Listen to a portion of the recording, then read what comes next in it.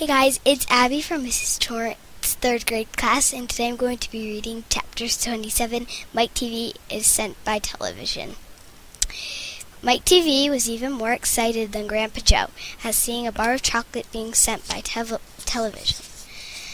But Mr. Wonka, he shouted, "Can you send other things through the air in the same way? Breakfast cereal, for instance?"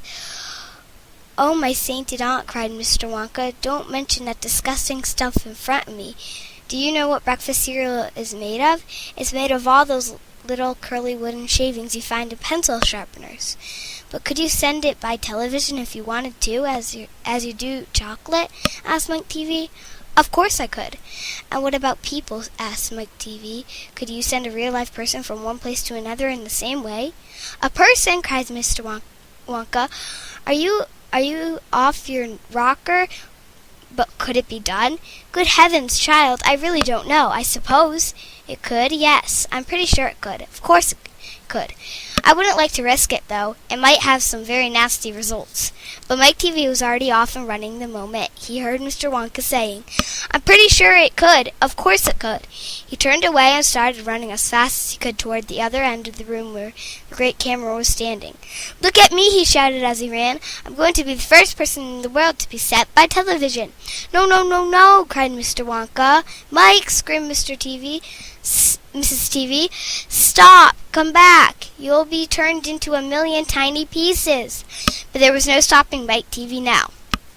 The crazy boy rushed on, and when he reached the enormous camera, he jumped straight for the switch, scattering Oompa Loompas right and left as he went. "See you later, alligator!" he shouted, and he pulled down the switch, and as he did so, he leaped out into the full glare of the mighty lens. There was a blinding flash. Then there was silence. Then Mrs. TV ran forward, but she stopped dead in the middle of the room, and she stood there. She stood staring at the place where her son had been, and her great red mouth opened wide, and she screamed, "He's gone! He's gone! Great heavens, he is gone!" shouted Mr. TV. Mr. Wonka hurried forward and placed a hand gently on Mrs. TV's shoulder. "We shall have to hope for the best," he said. "We must pray that your little boy will come out out unharmed at the other end." "Mike!" screamed Mrs. TV, clasping her head in her hands. "Where are you?" "I'll tell you where he is," said Mr. TV. "He's whizzing around above your heads in a million tiny pieces." "Don't talk about it," wailed Mrs. TV. "We must watch the television set," said Mr. Wonka. "He might come through at any moment." Mr. and Mrs. TV and Grandpa Joe and little Charlie and Mr. Wonka all gathered round the television and stared tensely at the screen. The screen was quite blank. "He's taking a heck of a long time to come across," said Mr. TV, wiping his brow. "Oh dear, said Mr. Wonka. "I do hope that no part of him gets left behind." "What on earth do you mean?" asked Mr. TV sharply. "I don't wish to alarm you," said Mr. Wonka, "but it does sometimes happen that only about half the little pieces find their way into the television set. It happened last week. I don't know why, but the result was that only half a bar of chocolate came through." Mrs. TV let out a scream of horror. "You mean only half of Mike is coming back to us?" she cried. "Let's hope it's the top half," said Mr. TV. Hold everything," said Mr. Wonka. "Watch the screen. Something's happening." The screen had suddenly began to flicker. Then some wavy lines appeared. Mr. Wonka adjusted one of the knobs, and the wavy lines went away. And now very slowly, the screen began to get brighter and brighter. "Here he comes," yelled Mr. Wonka. "Yes, that's him, all right." "Is he all in one piece?" cried Mrs. TV. "I'm not sure," said Mr. Wonka. "It's too early to tell." Faintly at first, but becoming clearer and clearer every second, the picture of Mike TV appeared on the screen. He was standing up and waving in the audience and grinning from ear to ear. "But he's a midget!" shouted Mr. TV. "Mike!" cried Mrs. TV. "Are you all right? Are there any bits of you missing?" "Isn't he going to get any bigger?" shouted Mr. TV. Talk to me, Mike!" cried Mrs. TV. "Say something! Tell me you're all right!" A tiny little voice, no louder than the squeaking of a mouse, came out of the television set. "Hi, Mum," he said. "Hi, Pop. Look at me. I'm the first person ever to be sent by television." "Grab him," ordered Mr. Wonka. "Quick!" Mrs. TV shot out a hand and picked the tiny figure of Mike TV out of the screen. "Hooray!" cried Mr. Wonka. "He's all in one piece. He is completely unharmed." "You call that unharmed?" snapped Mrs. TV, peering at the little speck of the boy who was now running to and fro across the palm of her hand, waving his pistols in the air. "He was certainly not more than an inch tall." "He is shrunk," said Mr. TV. "Of course he's shrunk," said Mr. Wonka. What did you expect? "This is terrible," wailed Mrs. TV. "What are we going to do?" And Mr. TV said, "We can't send him back to school like this. He'll get trod upon. He'll get squashed. He won't be able to do anything," cried Mrs. TV. "Oh, yes, I will," squeaked the tiny voice of Mike TV. "I'll still be able to watch television." "Never again," shouted Mr. TV. "I'm throwing the television set right out the window the moment we get home. I've had enough of television." When we heard this, Mike TV flew into a terrible tantrum. He started jumping up and down on the palm of his mother's hand, screaming and yelling and trying to bite her fingers. "I want to watch television," he squeaked. "I want to watch television. I want to watch television. I want to watch television." "Here, give him to me," said Mr. TV, and he took the tiny boy and shoved him into the breast pocket of his jacket and stuffed a handkerchief on top. Squeals and yells came from inside the pocket, and the pocket shook as the furious little prisoner fought to get out. "Oh, Mr. Wonka," wailed Mrs. TV, "how can we make him grow?" "Well," said Mr. Wonka, stroking his beard and gazing thoughtfully at the ceiling, "I must say that's a wee bit tricky, but small boys are extremely springy and elastic. They stretch like mad. So what we'll do, we'll put him in a special machine I have for testing the stretchiness of chewing gum. Maybe that will bring him back to what he was." "Oh, thank you," said Mrs. TV. "Don't mention it, dear lady." "How far do you think he'll stretch?" asked Mr. TV. "Maybe miles," said Mr. Wonka. "Who knows? But he's going to be awfully thin. Everything gets thinner when you stretch it." "You mean like chewing gum?" asked Mr. TV. "Exactly." "How thin will he be?" asked Mrs. TV anxiously. "I have the foggiest idea," said Mr. Wonka, and it doesn't really matter anyway, because we'll soon fatten him up again.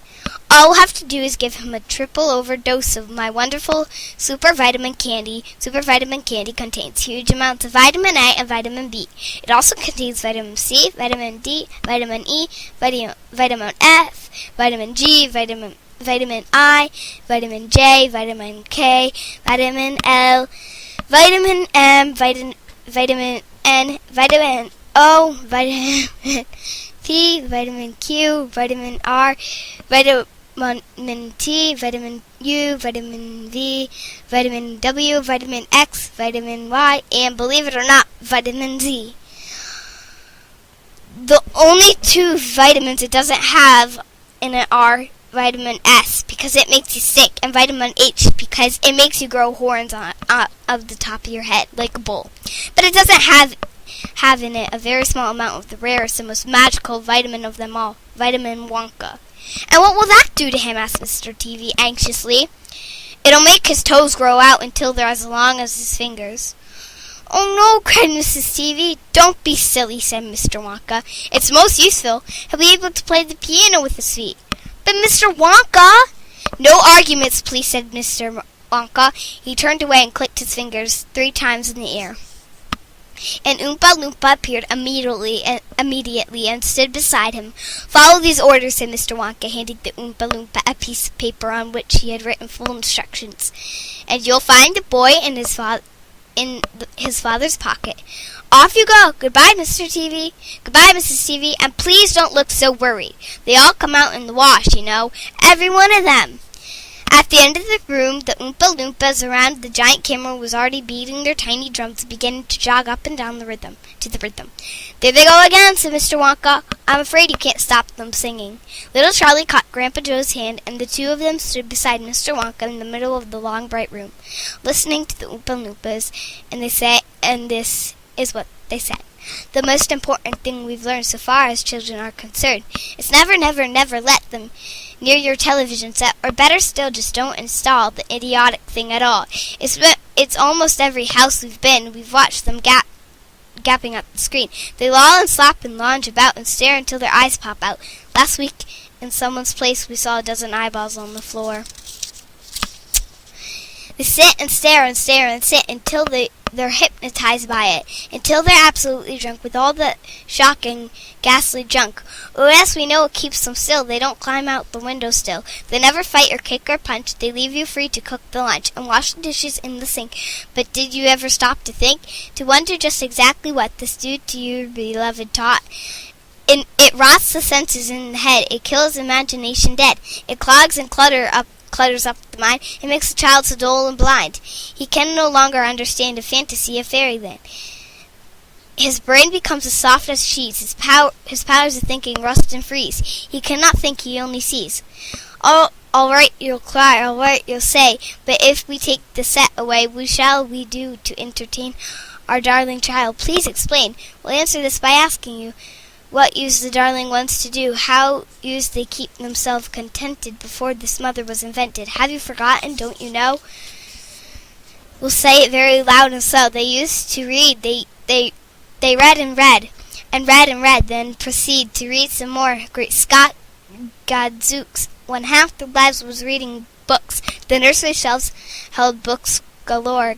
Books cluttered up the nursery floor, and in the bedroom by the bed, more books were waiting to be read. Such wondrous fine, fantastic tales of dragons, gypsies, queens, and whales, and treasure isles and distant shores, where smugglers rowed with muffled oars, and pirate wearing purple pants, and sailing ships and elephants, and cannibals crouching round the pot, stirring away at something hot. It smells so good, what can it be? Good gracious, it's Penelope. The younger ones had Beatrice Potter with Mr. Todd the Dirty Rotter, and Squirrel Nutkin Pigling Bland, and Mr. Tiggy Winkle, and just how the camel got his hump, and how the monkey lost his rump, and Mr. Todd, and bless my soul, there's Mr. Rat and Mr. Mole. Oh, books, what books they used to know, those children living long ago. So please, oh please, we beg, we pray, go through your TV set away, and in its place you can install a lovely bookshelf on the wall. Then fill the shelves with lots of books, ignoring all the dirty looks, the screams and yells, the bites and kicks, and children hitting you with sticks. Fear not, because we promise you that in about a week or two of having nothing else to do, they'll now begin to feel the need of having something good to read. And once they start, oh boy, you'll watch the slowly growing joy that fill their hearts. They'll grow so keen, they'll wonder what they'd ever seen in that ridiculous machine, the nauseating, foul, unclean, repulsive television screen. And later, each and every kid will love you more for what you did. P.S. Regarding Mike TV, we very much regret that we shall simply have to wait and see if we can get him back his height. But if we can't, it serves him right.